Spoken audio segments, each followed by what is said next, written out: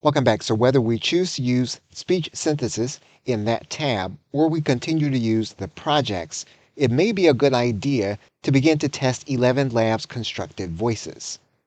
So for example, here in chapter 1, we can switch the narrator. And so once we make the change, we want to make sure to use the default settings for the voice. And once we have the default settings for the voice, what we can do is we can then narrate the process.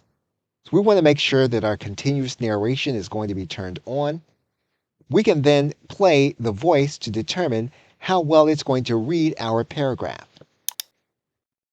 In the realm of consulting, frameworks serve as the backbone of analysis and strategy development.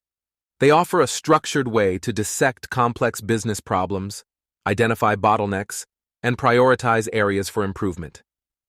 This methodical approach is crucial in navigating the multifaceted nature of organizational challenges, where issues can span from operational inefficiencies to strategic misalignments. So as you can see, the AI constructed voice from Elevenlabs reads the text consistently. And so this is going to be a consideration you'll want to make before you determine if your project needs to have a professionally cloned voice. Okay, so with that, thanks, and I will see you in another video.